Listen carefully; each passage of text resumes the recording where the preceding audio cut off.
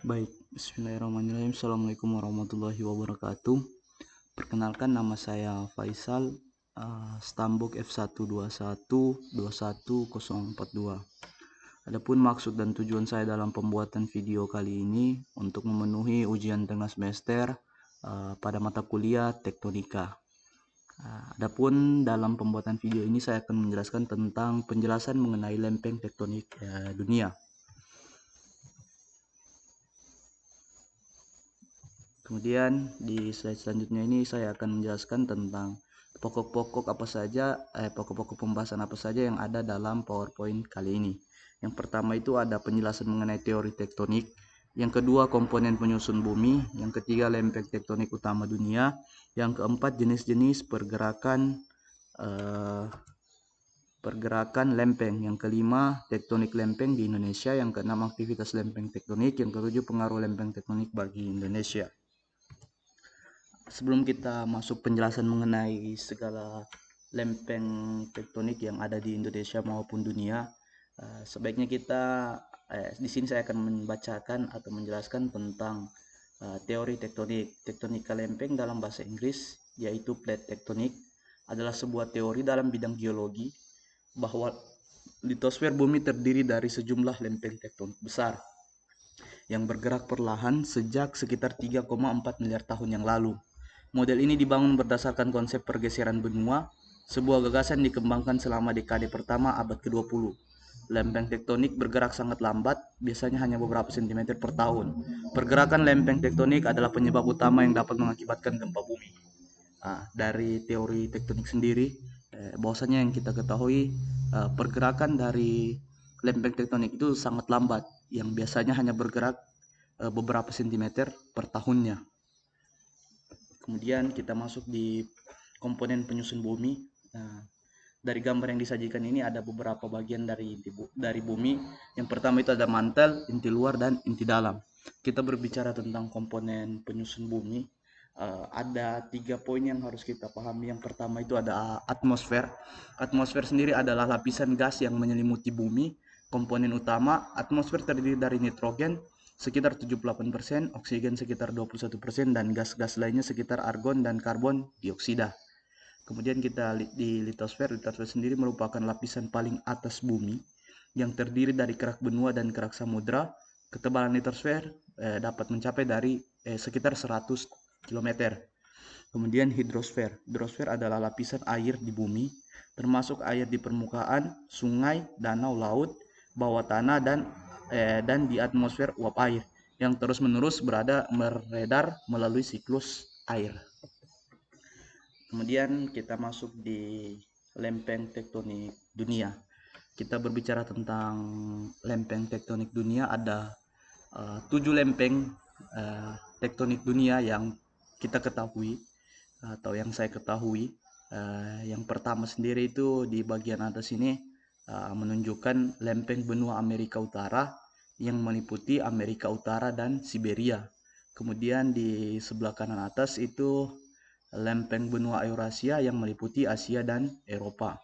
Kemudian di bawahnya, di bawah dari lempeng Eurasia sendiri ada lempeng Afrika, lempeng benua Afrika yang meliputi Afrika. Kemudian ada lempeng benua Amerika Selatan meliputi Amerika Selatan. Kemudian di bagian bawah ada lempeng benua Antartika yang meliputi Antartika sendiri. Kemudian di sebelah kiri pada gambar itu menunjukkan lempeng Samudra Pasifik yang meliputi Samudra Pasifik. Kemudian di atas dari di bagian kiri lempeng Samudra Pasifik ada lempeng benua Australia yang meliputi Australia hingga India. Jadi lempeng tektonik dunia sendiri itu yang kita ketahui ada 7 yang sudah dipaparkan tadi. Kemudian kita berbicara tentang lempeng tektonik dunia. Berikut ada sajian gambar yang memperlihatkan tentang pergerakan tektonik dunia. Dari gambar yang disajikan ini ada keterangan yang mana menunjukkan jenis-jenis pergerakan tektonik yang ada di dunia. Bisa dilihat di keterangan itu, dia ada Oceanic Convergent Band Array, kemudian ada Oceanic Spreading Right, kemudian ada Oceanic Transform Fault, Kemudian ada zona subduksi. Nah, itu yang disajikan pada gambar kali ini. Bagaimana pergerakan lempeng tektonik yang ada di dunia. Kemudian kita berbicara tentang lempeng tektonik. Ada 3 jenis-jenis pergerakan lempeng yang harus kita ketahui. Di sini saya akan menjelaskan pada gambar yang pertama ini, ya, memperlihatkan tentang convergent plate boundary. Dari pergerakan atau gambar yang disajikan, yang mana di sini merupakan pergerakan konvergen.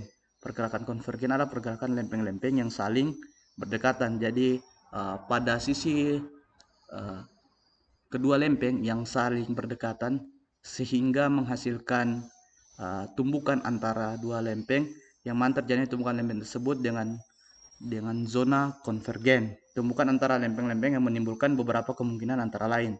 Tumbukan antara lempeng samudra dan lempeng benua. Dari hasil pertumbukan lempeng ini, di sini akan menyajikan bahwasanya lempeng yang massa batuannya lebih dominan berat akan menunjam di bawah dengan lempeng yang massa batuannya lebih ringan.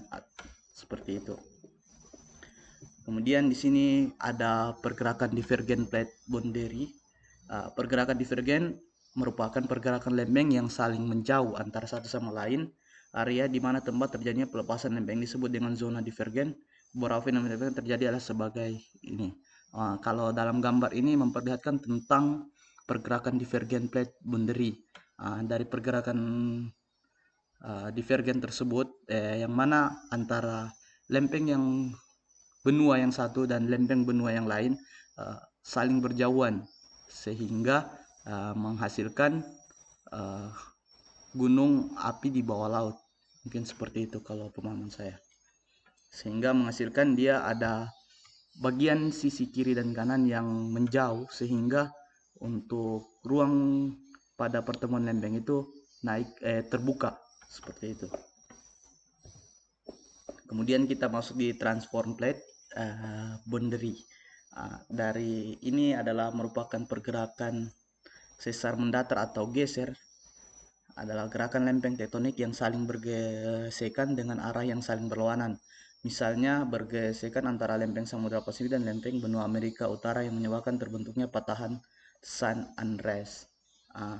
Dari pergerakan transport ini adalah pergerakan antara satu lempeng dan lempeng lain yang memiliki arah yang berbeda sehingga terjadi suatu gesekan atau pergeseran antara lempeng yang satu dan lempeng yang lain. Contohnya di sini disebutkan antara lempeng Samudra Pasifik dengan lempeng benua Amerika Utara. Kemudian di sini ada dalam gambar ini disajikan bagaimana daerah-daerah yang menunjukkan pergerakan jenis-jenis pergerakan lempeng tektonik. Seperti yang di sebelah kiri ini menunjukkan tentang pergerakan transport atau geser dari Pasifik tektonik lempeng Pasifik dan juga Amerika Utara. Kemudian di bagian bawah ada pergerakan divergen antara Amerika Selatan dan juga Afrika. Kemudian di sebelah kanan atas ini ada penjelasan tentang kegiatan pergerakan konvergen antara lempeng Eurasia dan India. Itu merupakan pergerakan lempeng yang disajikan pada gambar kali ini. Kemudian aktivitas lempeng tektonik. Kita berbicara pada gambar kali ini bagaimana aktivitas-aktivitas tektonik yang terjadi seperti yang disajikan pada gambar ini dan hasil dari aktivitas tektonik tersebut. Seperti yang disajikan di bagian sini yang mana memperlihatkan tentang kegiatan konvergen yang mengakibatkan penunjaman akibat pertumbukan antara dua lempeng yang memiliki massa batuan lebih ringan berat akan menunjam ke bawah di bawah lempeng benua atau lempeng yang lebih ringan. Kemudian menghasilkan zona subduksi yang kemudian menghasilkan zona subduksi, kemudian menghasilkan beberapa aktivitas dari pergerakan lempeng tersebut, baik seperti aktivitas gempa bumi ataupun uh, uh, kegiatan pembentukan bentang alam, baik itu pegunungan maupun uh, gunung api maupun pegunungan yang nonaktif seperti itu. Kemudian kita masuk di lempeng tektonik yang ada di Indonesia. Lempeng tektonik yang ada di Indonesia itu yang pertama lempeng Eurasia. Lempeng ini bergerak dari timur ke tenggara dengan kecepatan 0 sampai 3 cm per tahun. Wilayah yang dilewatinya yaitu Pulau Jawa, Kalimantan, dan Sumatera. Kemudian lempeng Pasifik sendiri bergerak ke arah barat dengan kecepatan sekitar 10 cm per tahun. Lempeng ini berada di bawah Pulau Maluku, Sulawesi, dan Papua. Kemudian lempeng Indo-Australia, lempeng ini bergerak ke utara dengan kecepatan 5-7 cm per tahun. Kawasan yang dilewatinya yaitu Samudra Hindia, pulau-pulau kecil di wilayah sana, pengaruh lempeng tektonik bagi Indonesia.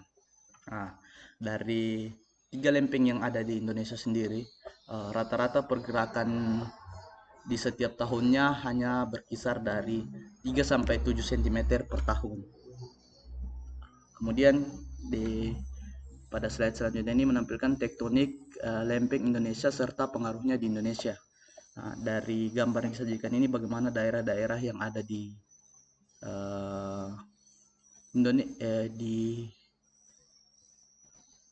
bagian Indonesia. Saya di sini akan menjelaskan tentang di bagian Indonesia sendiri untuk pengaruh dari lempeng tektonik sendiri. Dengan posisinya yang berada di pertemuan lempeng tektonik, Indonesia menjadi negara yang kerap berpotensi gempa bumi. Ini karena saat dua lempeng bertemu dapat terjadi pengumpulan energi yang berlangsung terus sampai batuan penyusun lempeng tidak kuat lagi menahan gesekan. Akibatnya terjadilah pelepasan energi secara tiba-tiba yang mampu menggetarkan lapisan di litosfer dengan kekuatan besar. Getaran ini adalah dikenal sebagai gempa bumi tektonik. Gempa bumi ini biasa sering terjadi di wilayah sepanjang tumbukan lempeng. Adapun di Indonesia, wilayah yang rawan gempa tektonik yaitu Sumatera bagian barat, Jawa bagian selatan, Bali Nusa Tenggara, Sulawesi, dan Papua. Nah, jadi itu merupakan penjelasan tentang tektonik lempeng di Indonesia maupun di dunia maupun di Indonesia, serta pengaruhnya dan daerah-daerah yang rawan terjadi bencana atau dampak negatif dari pergerakan lempeng itu sendiri. Mungkin itu saja penjelasan pada presentasi kali ini. Lebih dan kurangnya dimohon maafkan. Jika mungkin ada kesalahan dalam penjelasan, mohon dimaafkan. Lebih dan kurangnya mohon maaf. Assalamualaikum warahmatullahi wabarakatuh. Sekian dan terima kasih.